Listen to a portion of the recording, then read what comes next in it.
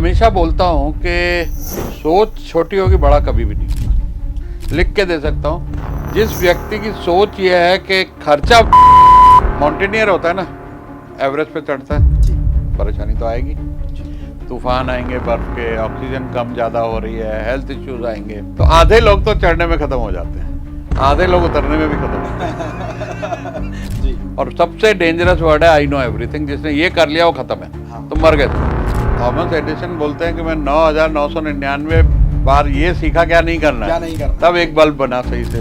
तो क्या नहीं करना तो ज़्यादा इंपॉर्टेंट है, करना है तो दुनिया बता देती है। 90% लोग कैश फ्लो, सेल्स 10 से 20 करोड़ हो गई, 20 से 40 हो गई, प्रॉफिट 1 से 2 करोड़ हो गया, 2 से 4 करोड़ हो गया, लेकिन पैसा नहीं, वेंडर को टाइम पे पैसे नहीं जा रहे, स्टाफ को सैलरी नहीं जा रही है, खुद की जेब में पैसा नहीं, और यहीं पे गलती हो रही, यहीं सब लोग फंसे हुए हैं। हर आदमी का फोकस सेल्स बढ़ाओ, वॉल्यूम बढ़ाओ, टर्नओवर। मेरे पास लोग आते हैं जी, टर्नओवर कितनी, 100 करोड़ टर्नओवर है, बड़े वट से बोलते हैं, नेट प्रॉफिट कितनी। दोस्तों नमस्कार, मैं डॉक्टर अमित माहेश्वरी आप सभी का स्वागत करता हूं लेजेंड्स ऑफ नेशन के इस कार्यक्रम में। और आप लोग जानते हैं कि हर बार हम एक ऐसे सेलिब्रिटी गेस्ट को बुलाते हैं जिनका तजुर्बा आपके जीवन को सफलता की ओर लेकर जा सकता है। तो आज हमारे साथ में हैं सुरेश सर, और तजुर्बा ऑर्गेनाइजेशन के CEO एंड फाउंडर डायरेक्टर। तो सबसे पहले सर आपका बहुत बहुत हार्दिक स्वागत है। Thank you. तो सुरेश जी, आज का जो पॉडकास्ट होने वाला है वो प्योरली बिजनेस से रिलेटेड होगा, और हर वो सवाल जो मेरे मन का भी है, मेरी ऑडियंस के मन का भी है, वो हम पूछने वाले हैं, और हर वो क्वेश्चन भी पूछने वाले हैं जिसके आप लाखों रुपए चार्ज करते हैं। आज आपका कंटेंट हम उस हर व्यक्ति तक पहुंचाएंगे जो अपने बिजनेस को नेक्स्ट लेवल ले जाना चाहता है। तो सुरेश जी, सबसे पहला जो मेरा प्रश्न है वो ये है कि 1995 में आप अपना IPO लेकर आए थे जो 300 टाइम ओवर सब्सक्राइब हुआ था। तो उसकी जर्नी के बारे में बताएं सर, क्योंकि आज बिजनेस ओनर चाहता तो है फंड्स लेना, इन्वेस्टमेंट्स लेना, लेकिन वो कहीं ना कहीं जानकारी के अभाव में गलत ट्रैप में फंस जाता है, या उसको ये पता ही नहीं होता कि फंड लेने का राइट मेथड क्या है। और आप तो 1995 में IPO लेकर आए थे, उस समय पर हम स्कूल कॉलेज में पढ़ा करते थे। तो आज मैं सबसे पहले आपकी सक्सेस जर्नी जानना चाहूँगा, इसके बारे में बताएं सर। सोच बड़ी, देखो मैं हमेशा बोलता हूँ कि सोच छोटी होगी, बड़ा कभी भी नहीं होगा।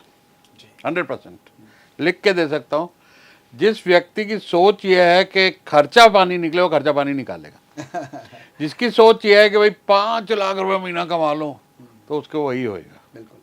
तो जब तक बड़ी सोच नहीं होगी, शुरुआत वहाँ से होती, जरूरी नहीं बड़ा हो जी, लेकिन छोटी सोच में बड़ा कभी भी नहीं होगा, ये तो गारंटी है। ये गारंटी नहीं है कि बड़ा सोचोगे तो बड़ा ही होगा, क्योंकि उसके पीछे फिर बहुत सारी मेहनत, बहुत सारा सही टाइमिंग, बहुत सारे कॉम्बिनेशन और चीज़ें हो जाती हैं, लेकिन शुरुआत सोच से होती है। तो सोच होनी बहुत ज़रूरी है। अब सोच तो है ठेले वाली, और कहाँ से कर लोगे भैया बड़ा काम। तो सोच बड़ी थी कि भाई ऊंचा उड़ना है, तो कहते हैं सितारों की तमन्ना करोगे तो चांद तक तो पहुंच ही जाओगे। तो बड़ा सोचोगे, अगर आप सोचोगे कि मुझे 100 करोड़ करना है, तो 80, 70, 50 कहीं भी पहुंच जाओगे। अब सोचोगे 1 करोड़ तो कहाँ पहुंचोगे। तो जब बिजनेस शुरू किया तो वो जो 95 वाला टाइम था, एक इंडियन इकोनॉमी खुल रही थी जी, धीरू भाई अंबानी चमक रहे थे, उनका 2 करोड़ 38 लाख का IPO आया था, इन्फोसिस का 13 करोड़ का IPO था, छोटे छोटे IPO आते थे उस जमाने में। तो बहुत तेजी से कंपनियां आगे बढ़ रही थी, बड़ी कंपनियां नहीं थी तब, ये सब PSUs बैंक लिस्टेड नहीं थे। तो उस टाइम में हमने कहा हम भी इस बाजार में उतरेंगे। टर्नओवर अच्छी हो गई थी, 30 करोड़ टर्नओवर थी 1995 पे। हाँ जी, और अच्छा खासा प्रॉफिट था, अपनी शानदार बिल्डिंग थी, फैक्ट्री थी, एसेट थे काफ़ी सारे, बैंक में रेपुटेशन बहुत अच्छी थी, 15 करोड़ का बैंक से भी फाइनेंस था। तो हर चीज़ अच्छी चल रही थी, नाम था यहाँ पर, देश के टॉप 100 एक्सपोर्टर। तब मैं समझता हूँ बड़ा एक्सपोर्टर 100-150 करोड़ वाला ही होगा। आज तो आप एक्सपोर्ट किया करते थे। हाँ, गारमेंट एक्सपोर्ट थे। तो ये करने से जब विज़न बड़ा था कि अपना एक शहर बसाएंगे जहाँ पर वर्कर भी वहीं रहेंगे, टाटा स्टील का तरह ऐसा एक शहर बसाएंगे जहाँ पे धागे से लेके पूरा कपड़े तक और सिलाई तक वैल्यू एडिशन एक ही जगह होगी। तो सारे हम सपने लिया करते थे, तो इसलिए IPO was one of the action which we took in 1995। तो सर 1995 में जब IPO लेकर आए, कहते हैं ना कि एक IPO अगर किसी कंपनी का है तो वो कंपनी लिस्टेड कंपनी कहीं ना कहीं पूरे भारतवर्ष के लोग क्या विदेशों में लोग उसको जानते हैं। क्या आपने लाइफ में ऐसे अप एंड डाउन देखे जो आप ये हमारी ऑडियंस को बताना चाहेंगे कि जब आप लाइफ में आगे बढ़ते हैं ना तो परेशानियाँ आती हैं, लेकिन जो लोग परेशानी से नहीं घबराते या अपने मेंटोर्स की सहायता से उन परेशानियों को पहले से जान लेते हैं, उनके रेमेडीज़ पर काम करते हैं और वो सफलता हासिल करते हैं, तो क्या अप एंड डाउन्स एक व्यक्ति को फेस करने पड़ते हैं अपनी लाइफ में? माउंटेनियर होता है ना, एवरेस्ट पे चढ़ता है, जी परेशानी तो आएगी, जी तूफान आएंगे, बर्फ़ के, ऑक्सीजन कम ज़्यादा हो रही है, हेल्थ इश्यूज आएंगे, तो काफ़ी लोग तो पहुंच ही नहीं पाते। तो वो एक शिखर होता है जब आप माउंट एवरेस्ट पे जाके झंडा गाड़ते हो देश का, तो पहुंच गए। तो आईपीओ भी ऐसा ही था कि जो इनिशियल ट्रबल आई, एक छोटा काम जहाँ पे कैपिटल भी नहीं है, मैं बहुत बड़ा पढ़ा लिखा भी नहीं, एमबीए आईएएम भी नहीं, इंग्लिश भी नहीं आती थी, और उनसे व्यापार करना जो अंग्रेजी बोलते हैं, तो सबसे बड़ी मुश्किल तो वो थी, उनकी बात कैसे समझें। जी तो जब वहाँ के रहना पड़ा, माहौल में रहो तो आप सीख जाते हो। जी जैसे मैं लखनऊ से दिल्ली आया था, मुझे पंजाबी का एक वर्ड नहीं आता था, तो हम रजौरी गार्डन में रहे 2 साल में, हम फड़ाक से पंजाबी तर बोलने लग गए, पंजाबी थिएटर में एक्टिंग करने लग गए, इतनी पंजाबी आ गई बगैर किसी सीखे। तो जब अमेरिका जाके रहने लगे तो इंग्लिश बढ़िया आ गई। उन अमेरिकन को नौकरी पे रखा जिनकी इंग्लिश से डर लगता था, वहाँ ऑफिस खोल लिया। तो ये आईपीओ की जर्नी में जितनी भी तकलीफ़ें आनी थी स्केल अप करने में, जब हम बड़े हो गए उतने, जहाँ पे पूरा सिस्टमाइज बिजनेस हो गया, काफ़ी सारे एम्प्लॉयज़ हो गए कंपनी में, 300-400 लोग हो गए, तब का 300 करोड़ आज का 500 करोड़ होगा जी अगर आप इन्फ्लेशन और सारी चीज़ों का हिसाब किताब लगाएं अपॉर्चुनिटी का। तो आईपीओ तो पहुंच गए। अब मैं कंपेयर शुरू किया था कि माउंट एवरेस्ट, तो आधे लोग तो चढ़ने में ख़त्म हो जाते हैं जी आधे लोग उतरने में भी ख़त्म होते हैं। जब वो डिसेंड करते हैं जी आधे घर नहीं पहुंच पाते, मर जाते हैं। कुछ चीज़ें होती हैं उसमें, एक कंप्लेसेंट हो जाते हैं, अब तो चढ़ लिया हमने, अब तो आराम से चलते हैं।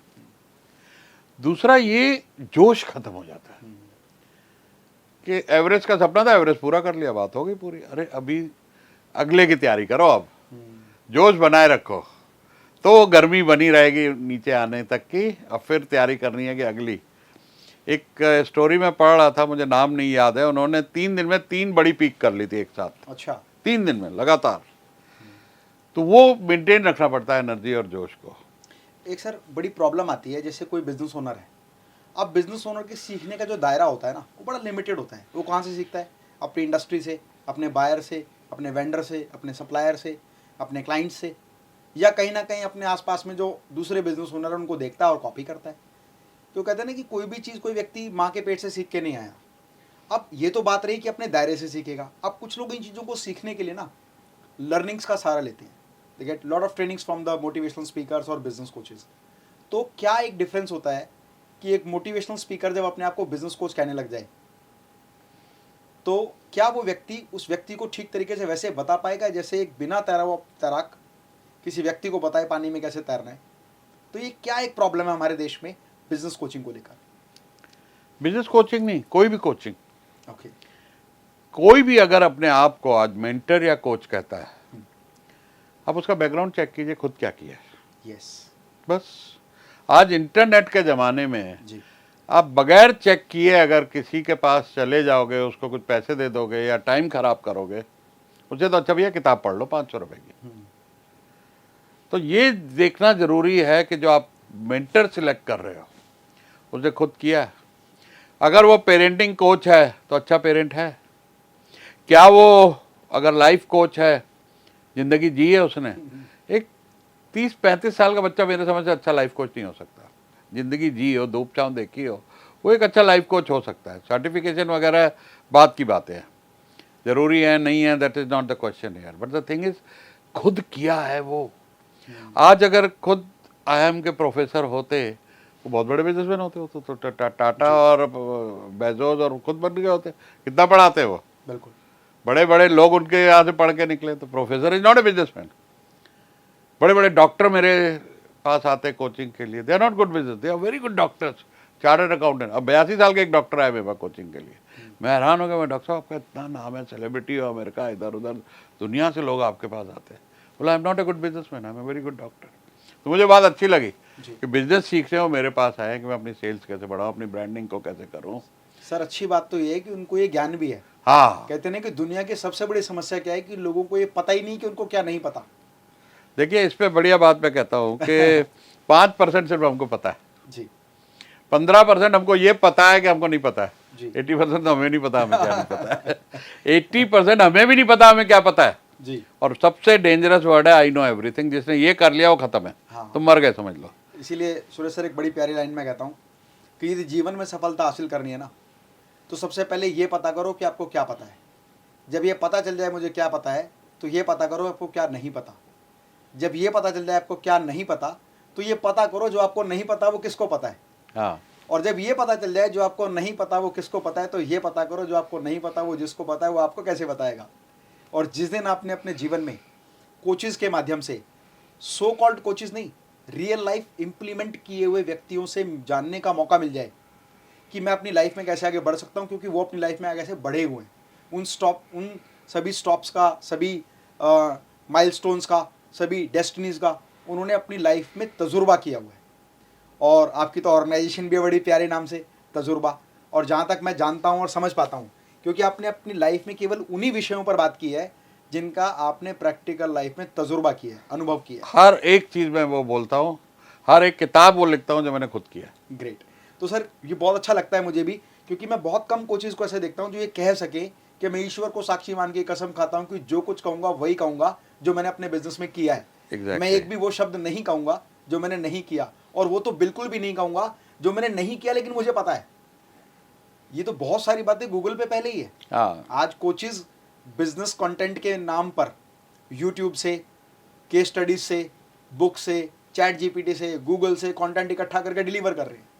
लेकिन ग्राउंड रियलिटी की प्रॉब्लम वही जानता है जिसने इंडस्ट्री चलाई है, और आप तो उसमें माहिर हैं। और इंडस्ट्री चला के फेल भी हुआ हो तो उसको ये भी पता है कि भाई क्या क्या नहीं करना है। अब थॉमस एडिसन बोलते हैं कि मैं 9,999 बार ये सीखा क्या नहीं करना क्या है, नहीं करना तब है। एक बल्ब बना सही से। Great. तो क्या नहीं करना तो ज़्यादा इंपॉर्टेंट है। Yes. करना है तो दुनिया बता देती है। तो सर आपकी एक ऑर्गेनाइजेशन है तजुर्बा, जहाँ तक कि मैं नाम से ही जानता हूँ कि वो एक ऐसी ऑर्गेनाइजेशन है जो उन लोगों को मदद करती है जिनको तजुर्बा नहीं है, ताकि वो हमसे तजुर्बा लेकर वो चीज़ें हासिल कर सकें।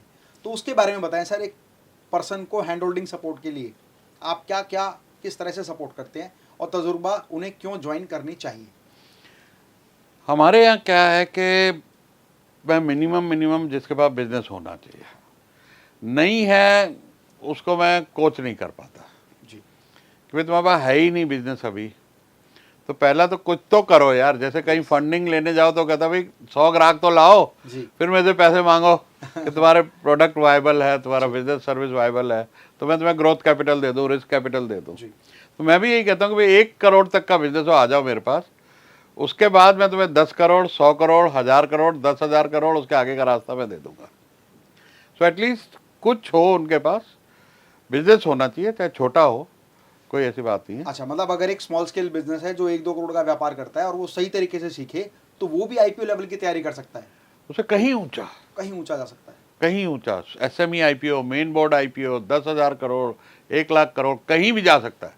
फिर जर्नी अनस्टॉपेबल है, लिमिटलेस है, लेकिन कुछ बेस होना चाहिए। और यहाँ से थोड़ा खिड़की खुली हो कि मैं ओपन टू लर्निंग हूँ, सीखने समझने आई की नो क्षमता एवरीथिंग हो। वाला बंदा ना हो कि मुझे तो सब आता है, मुझे कौन कैसे सिखा सकता है। तो उनको मैं दूर से नमस्ते करता हूँ कि आप ज्ञानी हो, आपको कोई ज़रूरत नहीं है। सर 5 ऐसे बुलेट पॉइंट्स आप बताएं कि एक बिजनेस ओनर को अगर बिजनेस में सक्सेस हासिल करनी है, तो ये 5 बातें ना गुरु मंत्र के रूप में मुझसे ले जाओ और इसको इम्प्लीमेंट करो, सफलता निश्चित है। 5 ही क्यों? पहले 5 सर, फिर बोनस लूंगा मैं आपसे। जैसे दिल मांगे वो। हाँ। 5 चीजें मिल जाने के बाद कहेंगे सर 5 तो मिल गई, 5 और दे दो। पहला मैं जैसे शुरू में बताया था, माइंडसेट। जी अगर माइंडसेट छोटी सोच है जी तो वो नहीं बड़ा कर सकता, क्योंकि शुरुआत तो माइंडसेट से होनी है। देखिए सचिन तेंदुलकर कहते थे मैं सेंचुरी 2 बार बनाता हूँ, एक बार माइंड में, सेकंड टाइम रियलिटी में। जब तक माइंड में नहीं देखोगे करोड़ों, बैंक में भी नहीं देखोगे। बिल्कुल ठीक बात। तो पहले यहाँ तो देख लो, यहाँ से शुरू कर लो कि हाँ मैं कुछ बड़ा कर सकता हूँ, तब आप उसके जवाब ढूंढोगे कैसे बड़ा करूँ। तो कैसे में पहले तो आप अपने बिजनेस मॉडल में देखो कि मैं डिफरेंट हूँ, सबके जैसा तो नहीं हूँ, भीड़ का हिस्सा तो नहीं हूँ। भीड़ के हिस्सा रहोगे तो जिंदगी भर तड़पोगे। अगर आप क्राउड का हिस्सा हो, भीड़ का हिस्सा हो, ना पेमेंट मिलेगा, ना प्राइस मिलेगा, ना काम बढ़ेगा। तीनों चीज़ों में लाइफ लॉन्ग स्ट्रगल करते करते ऐसे भी खत्म हो जाएगा। तो पहला तो भाई अपना माइंडसेट। अब आपके कपड़े मुझे फिट आ जाएंगे? नहीं आएंगे। मेरे आपको आ जाएंगे? 7 बिलियन लोग दुनिया में हैं, सब कोई अलग अलग है। डॉक्टर अमित महेश्वरी एक यूनिक है, ना था, ना है, ना होगा। आपका डुप्लीकेट है नहीं, तो बिजनेस क्यों डुप्लीकेट करते हो भाई? ठीक बात। Why do you do duplicate business? भाई सब कर रहे हैं, मैं भी करूंगा। उसे रेस्टोरेंट खोला, अच्छा चल रहा है जी, खूब कैश आ रहा है इसका, रेस्टोरेंट हो बड़ा कैश का धंधा, रेस्टोरेंट खोल लिया, 6 महीने में बंद हो जाता। सबसे ज्यादा रेस्टोरेंट बंद होते हैं। और जबकि ये कहा जाता है कि खाना एक ऐसी चीज है जिसकी डिमांड कभी खत्म नहीं होनी, उसके बावजूद खाने के व्यापार में लोग फेल हो जाते हैं। अरे हमारे एक दोस्त है, उनका वीडियो वायरल हुआ, आशीष तुलसियान, अच्छा। पॉसिस्ट करके, उनका बहुत ज़बरदस्त सॉफ्टवेयर है रेस्टोरेंट का, तो बड़ी बड़ी चेन्स उनके पास है। उन्होंने ये स्टेटमेंट दिया कि किसी से दुश्मनी निकालनी हो उसको रेस्टोरेंट खुलवा दो। तो कॉपी क्यों करते? अगर कॉपी भी करते हो, कुछ यूनिकनेस लाओ। अब जैसे मैं बिजनेस कोच हूँ, जब मैंने शुरू किया, ज़्यादा टाइम थोड़ी हुआ, 5-6 साल, लेकिन जब शुरू किया तो मैंने कहा यार ये भीड़ में मैं पहचान कैसे बनाऊँ जी। तो अपने तजुर्बे को पहचाना कि भाई 45 साल का तजुर्बा, खुद किया, खुद फेल हुआ हूँ, सक्सेस भी हुआ, फेल भी हुआ हूँ, बाउंस बैक भी करा है। पहला ये डिफरेंट। फिर OKR, पूरे इंडिया में कोई नहीं कर रहा था MSME के लिए OKR, पता ही नहीं, सिर्फ गूगल कर रहा है, माइक्रोसॉफ्ट कर रहा है, रिलायंस कर रहा है, छोटे बिजनेस को पता नहीं जी। तो आप गूगल करिए, फादर ऑफ OKR और बेस्ट कोच OKR, मैंने उसमें मास्टरी हासिल की और उसको सिंप्लीफाई किया छोटे बिजनेस के लिए। ओके। फिर मैंने कहा SME IPO बहुत बड़ा वेल्थ क्रिएशन है यार। यस। एक कंपनी जो 20-25 करोड़ टर्नओवर कर रही है, वो 3-4 साल में हजारों करोड़ में पहुंच जाती है लिस्टिंग के बाद, क्योंकि कैपिटल का प्रॉब्लम खत्म, हाँ। गवर्नेंस हो गई, आप टैक्सेस दे रहे हो, बहुत कुछ आपने सब कुछ ठीक वैसे ही कर दिया, गवर्नेंस और कंप्लायंस होने के साथ बिजनेस अच्छा हो गया, ट्रांसपेरेंट, इन्वेस्टर्स का ट्रस्ट आ गया, ब्रांडिंग हो गई आपकी। IPO आते ही बहुत सारी चीजें ऑटोमेटिक हो जाती हैं जी। और ट्रस्ट बिल्डिंग के साथ साथ आपके वेंडर्स भी सपोर्ट करते हैं, वेंडर, कस्टमर, स्टाफ, सब कुछ मिल जाता है। जी। तो ये चीज़ होते ही मिराकल हो जाता है, उनकी खुद की सोच बदल जाती है, इन्वेस्टर्स के साथ उठना बैठना हो जाता है, तो एकदम से कंपनी बड़ी हो जाती है। तो मैंने कहा SME IPO, अरे मैं ही तो एक कोच हूँ जिसने IPO करा है, कोई है ही नहीं। तब पोजीशनिंग मेरी, कोई कंपटीशन नहीं मेरा पूरी मार्केट में, चल के लीड्स आती हैं, सुबह शाम लोग आते हैं जी IPO आप ही से कराना है, चाहे वो गूगल से आए, यूट्यूब से आए, चाहे वो लिंक्डइन से आए, चाहे डायरेक्ट मैसेज आए, चाहे मेल आए, लीड संभाली नहीं जा रही, इतनी लीड्स आ रही हैं। तो हमने भी बड़ा गोल बना दिया, मैं बड़े सोच वाला आदमी हूँ, तो 500 IPO करेंगे। तो लोग हंसने लग गए, 500 IPO बॉम्बे स्टॉक एक्सचेंज ने 12 साल में 500 नहीं करे थे जब मैंने ये अनाउंस किया, तो तुम अकेले कहाँ से कर लोगे? सर बॉम्बे स्टॉक एक्सचेंज के पास कोई सुरेश सर जैसा कोई कोच नहीं था। तो बड़ी स्टेटमेंट है, और जब तक आपके गोल पे कोई हंसे नहीं तब तक मजा नहीं आएगा, तब तक तो आप तो कुछ बड़ा कर ही नहीं रहे लाइफ में। जी। तो हमने कहा भैया ये तो कर रहा है 500 IPO, तो हमने लेके 12-15 वीडियो जितने कीवर्ड थे उस पर बना डाले। मैं कहा गूगल में सर्च में आएगा ही वीडियो मेरा। फिर 1 लाख रुपए का डोमेन मिल रहा था SMEIPO.com, हमने वो खरीद लिया। तो इसके ऊपर जगह जगह स्पीचेस, जगह जगह वीडियो, सब कुछ हो गया, तो ब्रांडिंग हो गई जबरदस्त IPO की। मेरी DP भी देखेंगे तो मिशन 500 IPO लगा है। तो मुझे पहला राष्ट्रपति से अवार्ड मिला था। मैं एक पेड अवार्ड नहीं लेता, कभी भी आप देखोगे पूरे सोशल मीडिया पे ये 25-50 हज़ार वाले अवार्ड मैं नहीं लेता। वो एक्ट्रेस आती है ना बॉम्बे से अवार्ड देने के लिए, हाँ, तो वो मैं लेता नहीं हूँ। राष्ट्रपति से मुझे मिला था डॉक्टर शंकर दयाल शर्मा से, नारायण मूर्ति साहब भी थे वहाँ पर हमारे साथ एक्सपोर्ट में, उस टाइम में मिला था 95 में ही। तो अब अगला है पद्मश्री लेना है। तो मैं कहा ये 500 IPO आएंगे तो ये तो बन ही जाएगा, क्योंकि हक बनता है सर, हक बनता है, क्योंकि कितना 5 ट्रिलियन मोदी जी का जो सपना है या देश का सपना है, उसमें कुछ तो हमारा भी योगदान हो जाएगा, 1-8 ट्रिलियन का, इतनी बड़ी वेल्थ क्रिएशन होगी। तो ये जो है कि डिफ्रेंशिएशन, दूसरी बात। तीसरी अब उसके बाद आती है कि एक बढ़िया टीम। अब टीम में हमारे यहाँ लाला फेल हो जाते हैं। वो क्या भैया मैंने तनख्वाह नहीं देनी, कहीं पे कोई PF की चोरी कर रहा है, कोई SI की चोरी कर रहा है, कोई टैक्स की चोरी कर रहा है, वहीं फंसे हुए हैं। अरे एक अच्छी टीम रखो, ESOP दो उनको, अपनी कंपनी में हिस्सेदार बनाओ, तो worker feel like a owner कि मैं भी आपके साथ हूँ, मैं भी ESOP का हिस्सेदार हूँ। 9:15 बजे जब आप अपनी कंपनी की वैल्यू देखोगे इंटरनेट पे, स्टॉक एक्सचेंज में, तो वो भी तो अपनी वैल्यू देखेगा कि मेरे शेयर इतने के हैं। देखो आज मेरा सिस्टर का बेटा लगा था HDFC बैंक में, तो उसके आज ESOP 4.5 करोड़ के हैं, और उसे 12-15 साल से छोड़ा ही नहीं। रात को 12 बजे घर आता है, काम नहीं खत्म होता उसका, तो वो लॉयल्टी है। तो you have to earn people loyalty. उनको वैसा एनवायरनमेंट दो, उनको वैसी ग्रोथ दो, उनको वैसी मेंटरिंग दो। मैं एक बड़ी पावरफुल स्टेटमेंट यहाँ दे रहा हूँ कि people leave companies, people leave bosses, people leave managers, people don't leave mentors. तो हर बिजनेस ओनर को अपने स्टाफ का मेंटर बनना है। तो टीम बनाओ अच्छी। तो 3 बातें हो गई है। अब उसके बाद आता है आपको कंटिन्यूस मार्केटिंग ब्रांडिंग अपनी करते रहनी है। लीड्स भी लानी है और ब्रांड पे भी काम करना है कि डिफरेंट तो होगा। पब्लिक को कैसे बताओगे मैं डिफरेंट हूँ? तो आज मेरे मिलियन फॉलोअर इधर हैं, 2.5 मिलियन इंस्टाग्राम पे हैं, रोज वीडियो बनते हैं, रोज कंटेंट जाता है, 7-8 किताबें लिखी हैं, कई जगह बोलने जाते हैं। ये ब्रांडिंग का हिस्सा है। तो Suresh Bansharamani has become a brand in 5 years. तो ब्रांडिंग फिर मार्केटिंग, ऐसा नहीं मैं लीड्स पे खर्चा नहीं करता। मेरा कोई 60-70 लाख रुपए महीने का खर्चा है मार्केटिंग पे। तो बिजनेस को बढ़ाना है, ग्रो करते जाना है, तो हम मार्केटिंग में खूब अच्छी तरह खर्च करते हैं, ब्रांडिंग पे भी खर्च करते हैं, PR पे भी खर्च करते हैं। फिर उसके बाद जो कन्वर्जन के लिए आपकी सेल्स टीम, लीड तो आ गई। अब हर चीज़ एक साइंस है, मार्केटिंग साइंस है, सेल्स साइंस है। ये सब कर लो, कन्वर्जन अच्छी हो जाए तो बिजनेस ग्रो करता रहेगा। अब now you are becoming bigger and bigger and bigger. Last चीज़ है 5वीं, सिस्टमाइजेशन। अब भैया आप काम ना करो। अगर आप काम कर रहे हो तो आप जेल में हो, बिल्कुल। You are in a prison, you are self employed.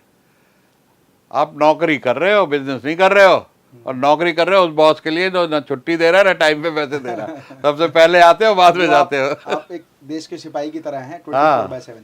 तो ये 5 चीज़ें कर लो तो बिजनेस भैया आपका स्केल हो जाएगा, बढ़िया हो जाएगा, लाखों करोड़ों में हो जाएगा, वेल्थ भी हो जाएगी। छोटा सा एग्जांपल दूं, अजय बिजली साहब है PVR के, जी, ठीक है।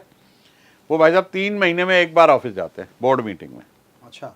बड़ी सुन के मुझे हैरानी हुई कि 3 महीने में एक बार ऑफिस जाते हैं, 3 कंपनियां उनकी। बाकी टाइम क्या करते हैं? आप गूगल कर लीजिए भाई साहब, म्यूजिक सीख रहे हैं अपना, अरे नहीं बैंड है अपना, बढ़िया परफॉर्म करते स्टेज पे। बहुत अच्छा शौक है उनको गाने की, वेरी गुड सिंगर।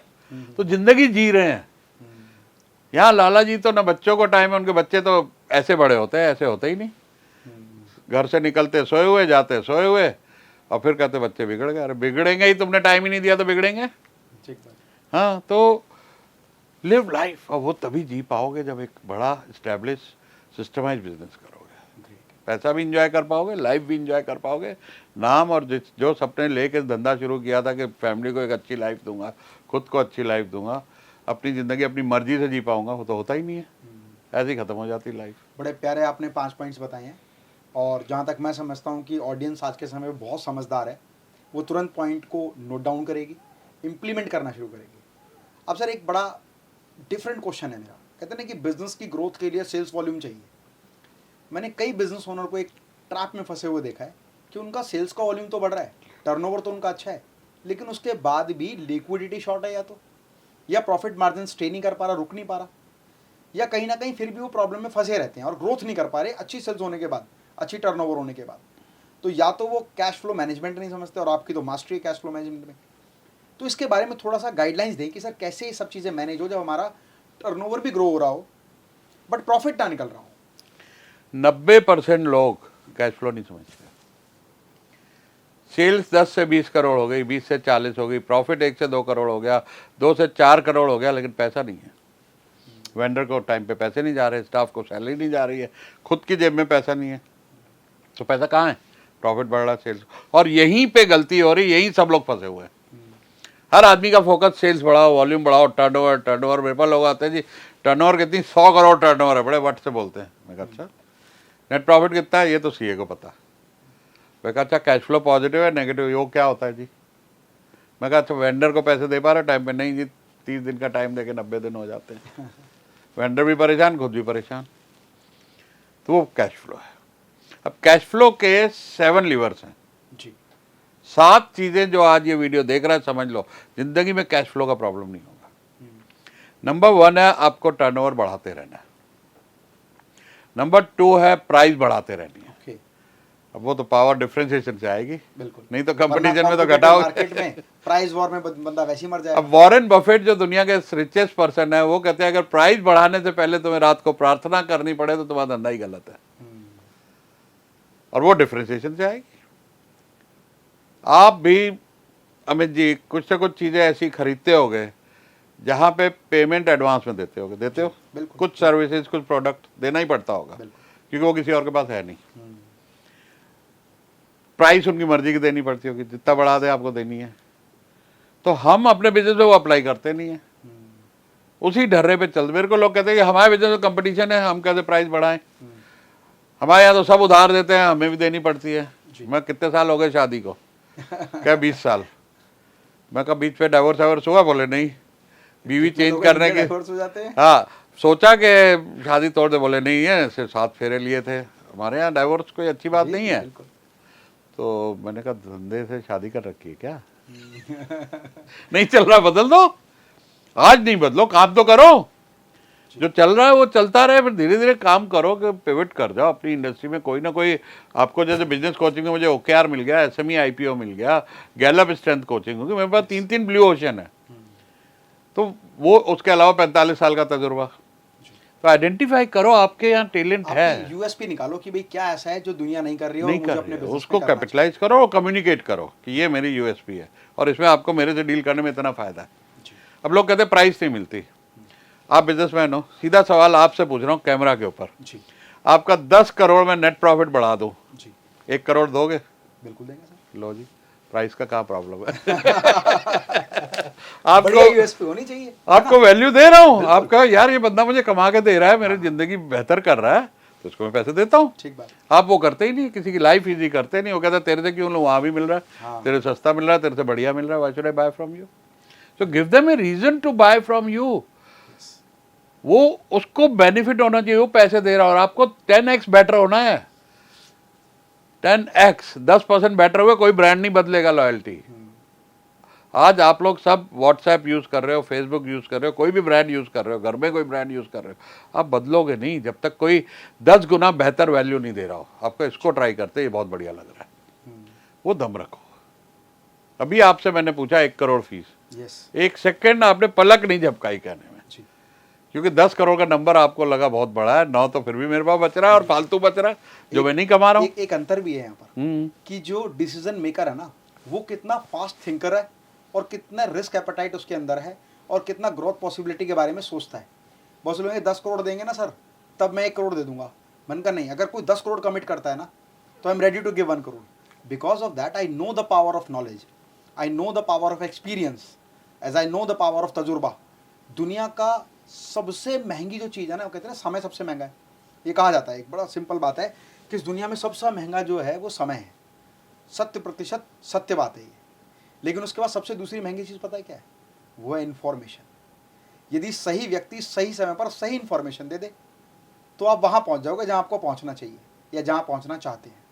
इसका नेगेटिव एग्जाम्पल मैं ले लेता हूँ, इस बात पर बात चली है तो। सपोज एक पर्सन है जो रॉबरी करता है, वो किसी को उसका एक इन्फॉर्मर एक बात बताता है कि आज शाम को 7 बजे लाला जी 50 करोड़ रुपए लेकर यहाँ से निकलेंगे और यहाँ पहुँचेंगे और इतना इनका ट्रैवलिंग टाइम है।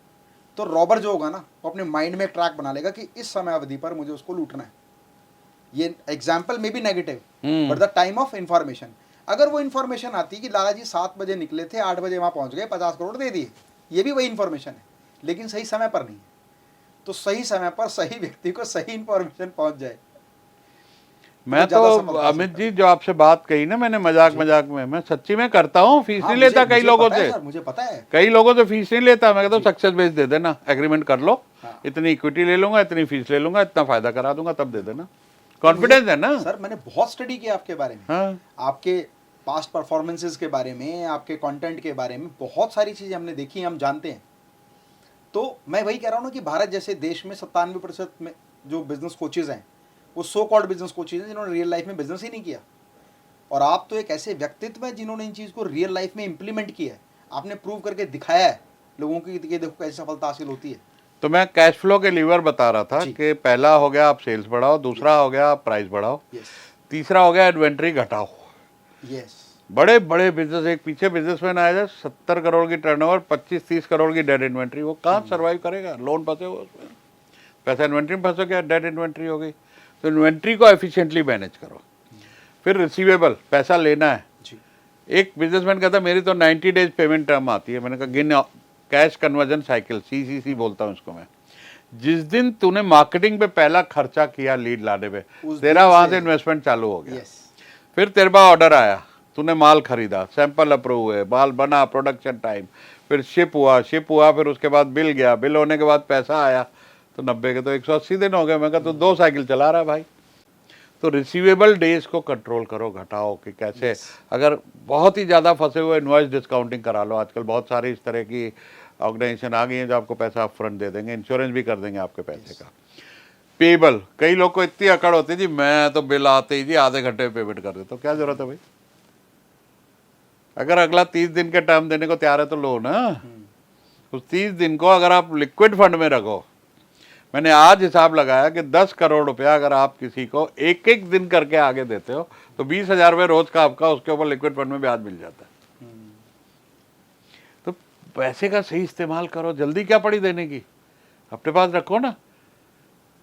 लोग यार नहीं जी मैं तो बस बिल तकाजा नहीं आनी चाहिए। अरे टर्म लिख के दो, 30 दिन में देता हूँ यार मैं। जो कोई 60 दिन देने को खुशी से तैयार है, 60 दिन में दो, पड़े रहने दो पैसा लिक्विड फंड में आपके पास। Let that money earn money for you. साल भर में करोड़ों रुपया आ जाएगा। तो पेबल को थोड़ा थाम के दो, खर्चे को टाइट रखो, लीन मैनेजमेंट सीखो।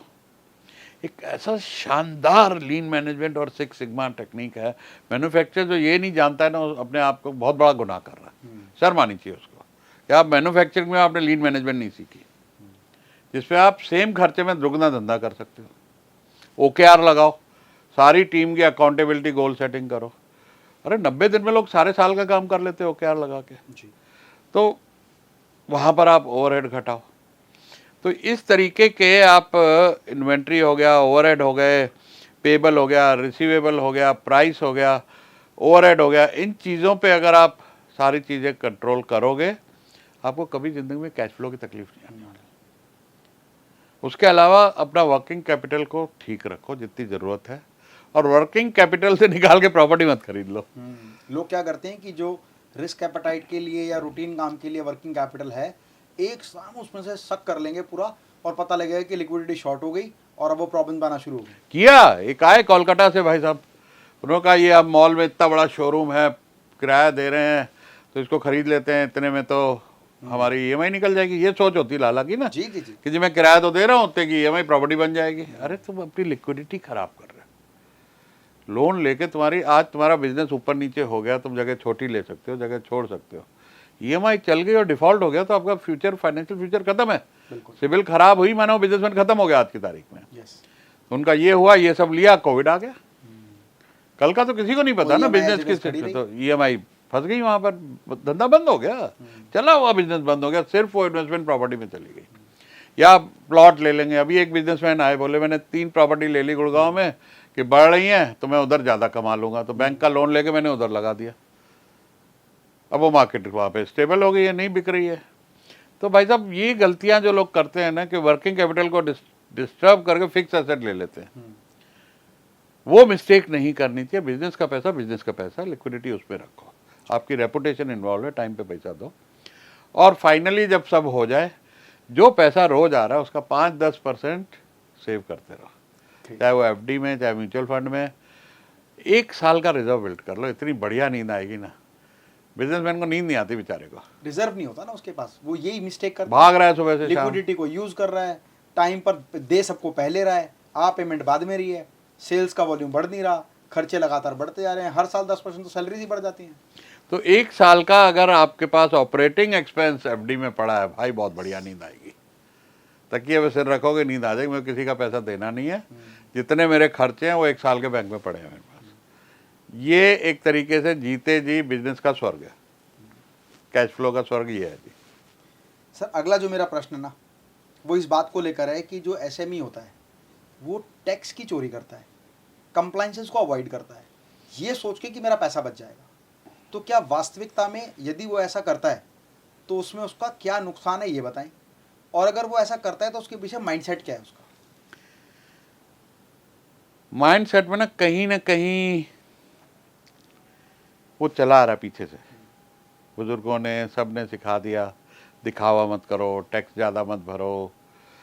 1 करोड़, ध्यान से सुनना, 1 करोड़ जो टैक्स बचा रहा है वो 100 करोड़ का नुकसान कर रहा है। वो कैसे? ग्रोथ को रोक रहा है। नहीं, सीधा वैल्यूएशन, अपनी खुद की कंपनी की वैल्यूएशन। देखिए आप SME IPO में जाते हो, आप 1 करोड़ टैक्स बचाते हो या चोरी करते हो, जो भी नाम दे दो, तो 3 करोड़ का प्रॉफिट कब दिखाओगे? यस। 15 गुना आज वैल्यूएशन मिल रही, जनवरी में 20 गुना मिल रही थी आईपीओ में। प्रॉफिट का, नेट प्रॉफिट का 15 गुना। 3 करोड़ का कितना होता है जी 15 गुना? 45 करोड़। ये तो एसएमई एक्सचेंज है। अब जब 3 साल की जर्नी है वहां से मेन बोर्ड जाने की, तो 3 साल और धंधा भी तो बढ़ाओगे। तो मान लो नहीं बढ़ाया, वहीं खड़े हो, उसी 3 करोड़ का बेस लेके मेन बोर्ड पे जब जाते हो, मान लो आपकी इंडस्ट्री को, एक जूलर आए मेरे पास कल, उनकी इंडस्ट्री को 60 गुना वैल्यूएशन मिलती है। अच्छा। जूलर जितनी कंपनियां आप देखोगे, तनिष्क वनिष्क, ये वो जितनी लिस्टेड कंपनियां, डीके operation, they are at 60-70 industry P. Okay. 60 time 3 crore कितना हो गया जी? 180 करोड़। मैंने कितना बोला था? 100 करोड़। लॉन्ग टर्म ये डैमेज है टैक्स ना भरने का। तो ये जो मैं 500 आईपीओ का सपना ले रहा हूँ ना, इसमें देश मुझे दुआएं देगा। देश कितनी टैक्स कलेक्शन बढ़ा दूंगा कि जो मेरे सेशन अटेंड कर लेते हैं उनका माइंडसेट चेंज कर देता हूँ। वो जाके इमीडिएट सीए को कहते हैं कि भैया आज के बाद टैक्स की चोरी बंद, हम पूरी किताबें ट्रांसपेरेंट रखेंगे। अच्छा, एक प्रश्न यहाँ पर है, कई बिजनेसेस में इस तरह का एक ट्रेंड चला हुआ होता है कि जैसे इकोनॉमी होता है ना, parallel economy, white and black, cash and bank. तो एक जो स्मॉल स्केल बिजनेस होना, उसको सबसे बड़ी समस्या जो फेस करनी पड़ती है वो फंड्स में जो वाइट ट्रांजैक्शन है और जो ब्लैक ट्रांजैक्शन है, जिसकी वजह से अगर वो कहता है मैं नहीं करता, भाई साहब हर व्यक्ति टैक्स देना चाहता है, हर बिजनेस ओनर भी टैक्स देना चाहता है जो ग्रोथ माइंडसेट रखता है। उसका समस्या ये आती है कि अगर वो बिना बिल के काम करता है तो टैक्स नहीं मिलता, तो उसकी टर्नओवर में काउंट नहीं होता, और अगर बिल पे करता है तो उसका जो प्राइस है वो इतना बढ़ जाता है कि कॉम्पिटिटर उसको हरा देता है। तो यहाँ एक बहुत बड़ी समस्या आ जाती है। इसका सोल्यूशन क्या है? मैं हमेशा, आज सुबह ये बात कर रहा था अपने सेशन में, मैंने कहा अगर टैक्स की चोरी करके आपका प्रॉफिट बन रहा है, प्रोविडेंट फंड की चोरी करके आपका प्रॉफिट बन रहा है, तो ये बिजनेस वायबल नहीं है। That mean business model he wrong है, गलत बिजनेस में हो। बदलना शुरू कर दो, ओवरनाइट नहीं कहूँगा बंद कर दो, लेकिन थिंक अबाउट इट कि आप टैक्स की चोरी करके प्रॉफिट कमा रहे हो, ये कैसा बिजनेस हुआ? अच्छा चलो, माना इंडस्ट्री ऐसी होती है। आज लाजपत राय मार्केट में 100 करोड़ का धंधा आप सब जानते हैं कैश का हो रहा है जी।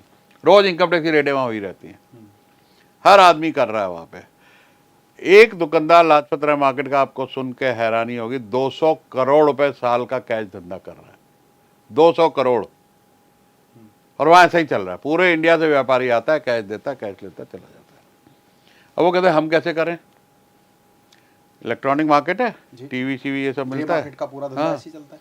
मैं कभी ये ब्रांड बना लो ना। वो किसने रोका है? खर्चा करो थोड़ा, पता ही नहीं उनको। भाई खर्चा करो, एक ब्रांड बना लो।